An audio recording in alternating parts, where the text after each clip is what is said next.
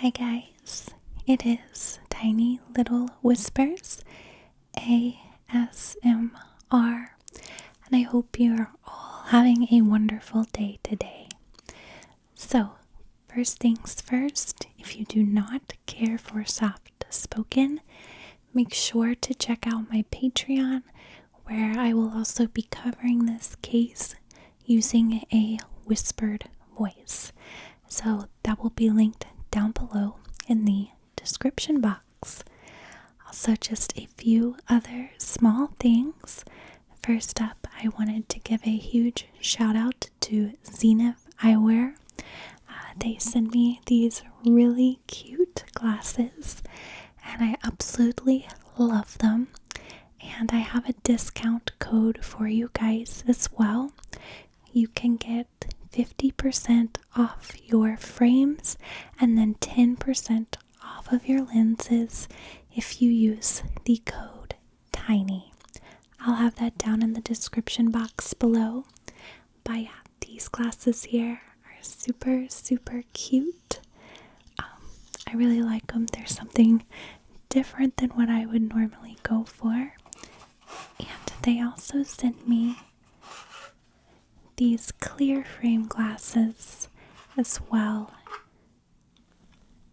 and those are super cute too, but they're very high quality.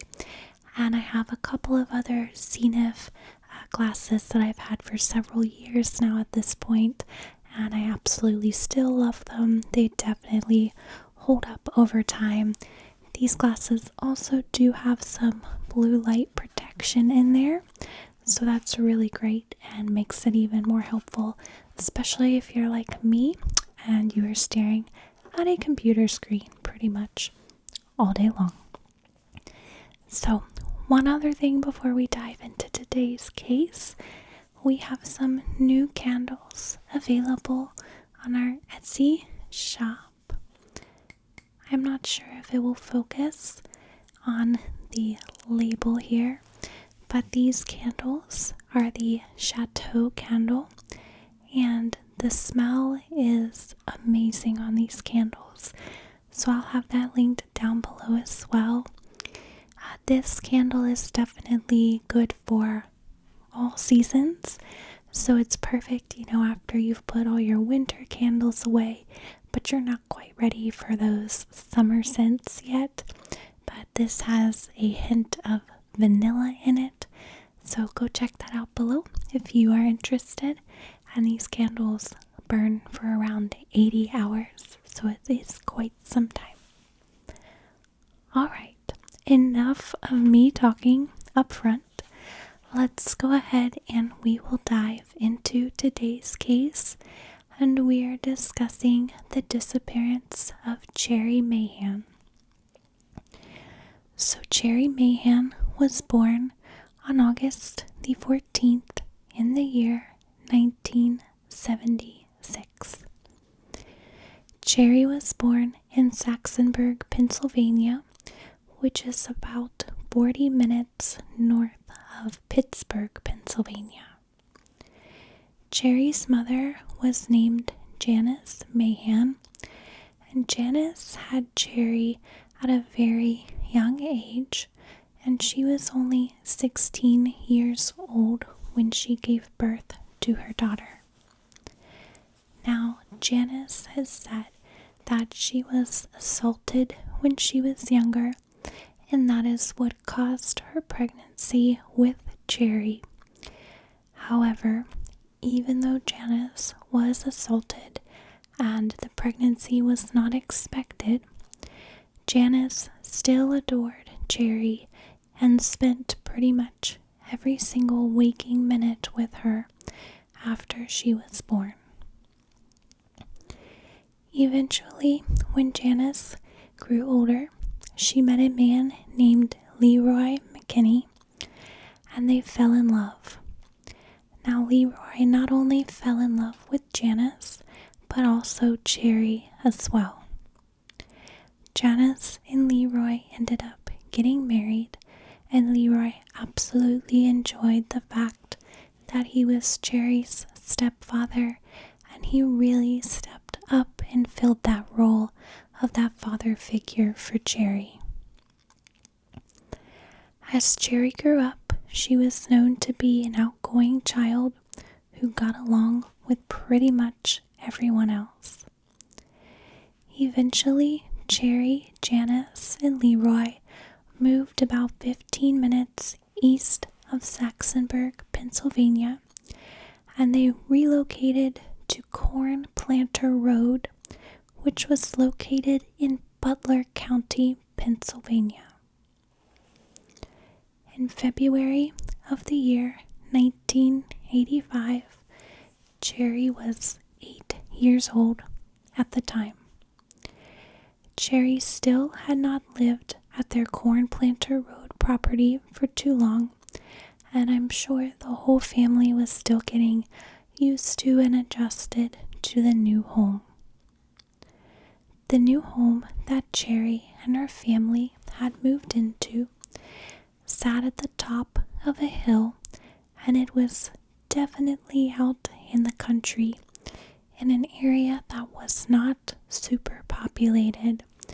So all along Corn Planter Road, it was, very heavily wooded along the sides, and the houses that were there were spread out pretty far apart from one another. At the time, Cherrie was attending Winfield Elementary School, and she fit right in at school and had made quite a few friends there. Now, Cherrie lived a few miles away from her school, so she ended up having to ride the bus to and from school every single day. Now, every day, Janice or Leroy walked to the end of the driveway, and they would meet Cherrie as she got off the bus. Now, the bus typically stopped about 50 feet down the road from their driveway, and Cherrie would walk to meet Janice or Leroy, and then they would continue on up their driveway to their house. And their driveway was a rather steep hill. It was not short, it was fairly long, so it was a journey from the bus stop back up to their house. Now, on Friday, February the 22nd, in the year 1985, and yes, if you are watching this video on the day that I released it, this is the exact day that Cherrie sadly went missing. But on February the 22nd, Janice had planned a play date for Cherrie with a few of her friends, and this was to take place after Cherrie got back home from school that afternoon.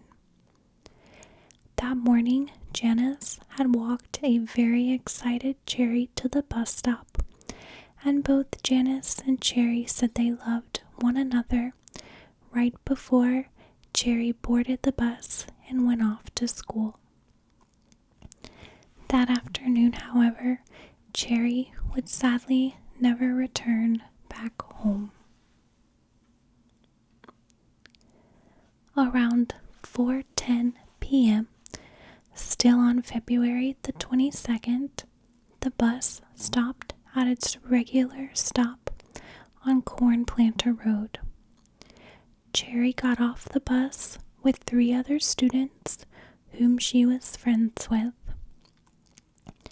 The 3 other kids who got off the bus with Cherrie did not have to walk home and were instead picked up in a car belonging to Debbie Burke.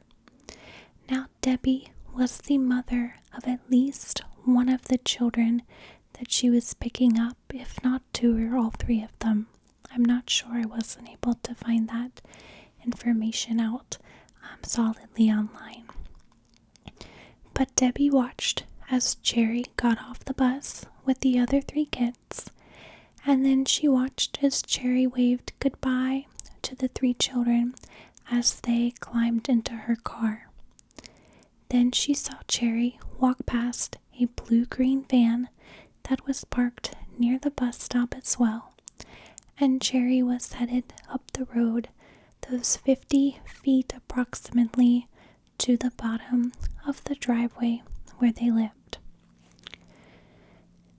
That afternoon, neither Janice or Leroy was at the bus stop because, like I said earlier, they would typically walk just to the end of the driveway to meet Cherrie, and they wouldn't start walking to the end of the driveway, usually until they heard the bus in the afternoon. Now, if you search this case on YouTube, there is a video that shows the physical road where Cherrie would have been walking on compared to her driveway and the bus stop, and this video was very informative, I felt. There's definitely a curve in the road. It's not, just a really long flat road where you can see straight ahead. So Cherrie did have, a blind curve kind of to walk around, which is a little dangerous in my opinion, to drop children off in a spot like that. I'm not sure how populated the road actually is, but that does seem dangerous to me. But that was just the norm for them back then. And so I would recommend looking into that and watching that video to kind of see the layout of the land and where Cherrie's driveway was compared to the bus stop.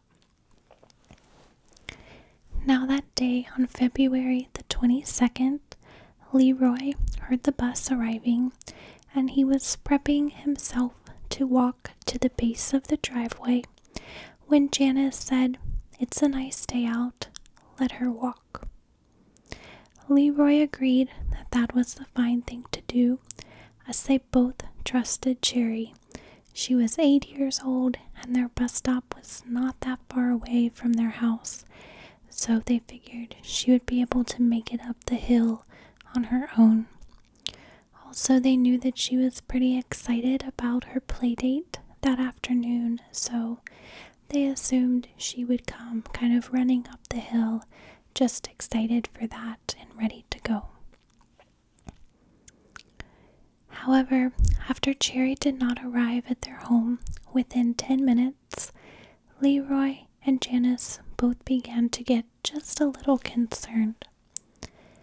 They thought that Cherrie must have gotten caught up talking to her friends right at the bus stop, or that she possibly had fallen on her way up the driveway and hurt herself. So Leroy decided to venture out and go check on Cherrie. Leroy began walking down the driveway, but he was unable to see Cherrie, just as he was going down. When he got to the bottom of the driveway, he was astounded as he did not see Cherrie rounding the corner. So he walked down to where he could finally see the bus stop, but there was still no sign of Cherrie. She was not there, and neither were any of her friends. Leroy began to call out for Cherrie and was searching for her. He eventually ran back up to the house and grabbed Janice, where they alerted the authorities to Cherrie's disappearance. The authorities, of course, came out right away and began searching for Cherrie. They unfortunately did not find too many clues. Now, even though it was a nice day out, there was still some snow on the ground. It was just some patchy snow because it had snowed earlier in the week, but there was still a little bit there. The police looked and never saw any footprints related to Cherrie at all, which made them believe that she never climbed back up the driveway or even made it to the driveway after school. They did note that there were some tire tracks at the base of the driveway, which looked as though a car had turned around at the base of their driveway at some point in time that day.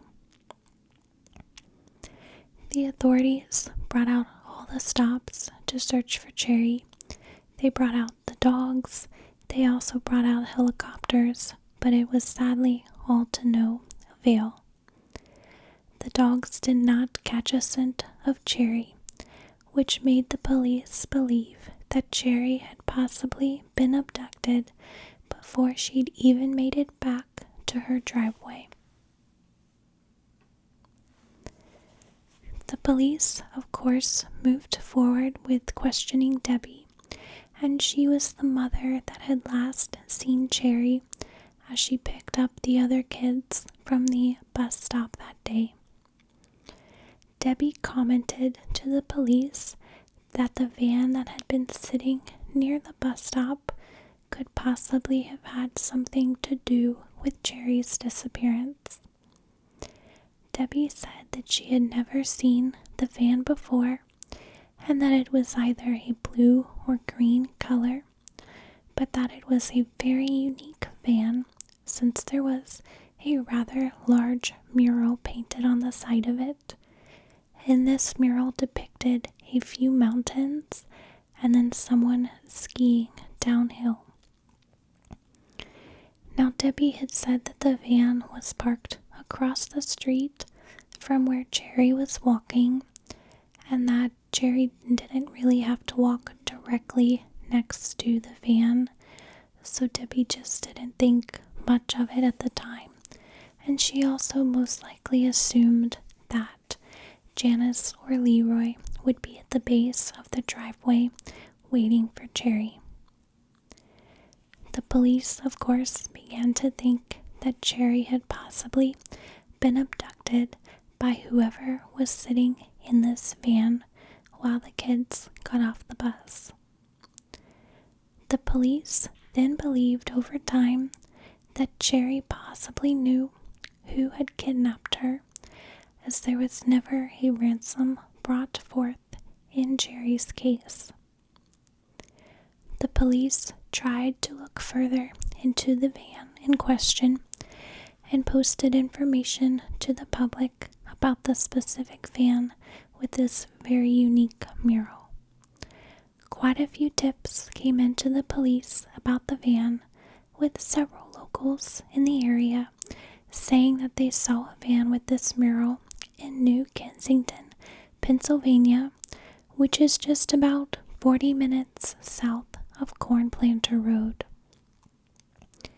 Several witnesses also claimed that they saw a blue car following this van, and then others claimed that they believed this van had been painted black after Cherrie's disappearance, suggesting that whoever owned the van had kidnapped Cherrie and was trying to cover their tracks. Even though lots of tips came into the police, they were still unable to find who owned the van and how it was related to Cherrie's disappearance. 3 months after Cherrie still had not been found, the authorities printed mailers that were sent out to the public all across America, and these mailers had a picture of Cherrie's face and then the words, "Have you seen me?" alongside of it.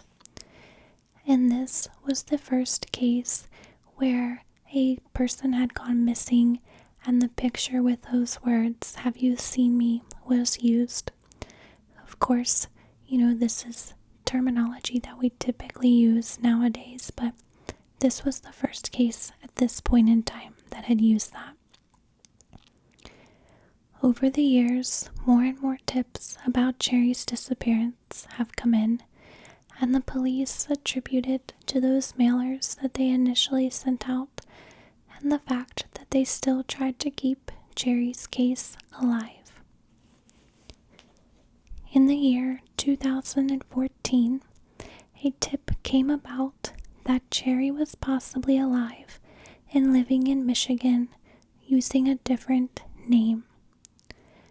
The police, of course, looked into this and found that a woman who had been adopted at a young age did not know her origins really, and she looked fairly similar to an age-progressed photo of Cherrie. The police, of course, mentioned this to Janice and Leroy, and they thought maybe this could possibly be it. Maybe Cherrie had been alive all these years. However, the police did run a few DNA samples and found that sadly this woman was not Cherrie, and she really was just an adopted child who was unsure about where she came from. In the year 2008, Janice received a handwritten letter from an anonymous person who claimed they knew what had happened to her Cherrie and that Cherrie had been murdered. Sadly, nothing came of this letter, and the authorities were unable to figure out who sent it, or they have never announced, anything like they have a lead or anything like that.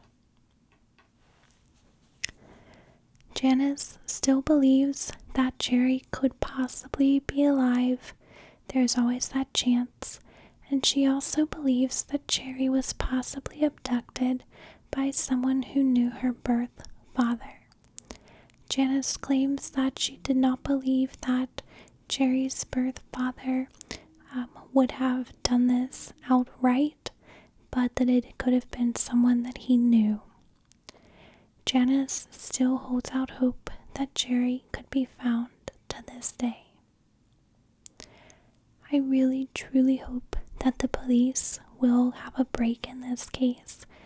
I believe, like Cherrie's mother Janice does, that even after all of these years, they could still find some new information, or someone could come forward as guilt weighs on their conscience.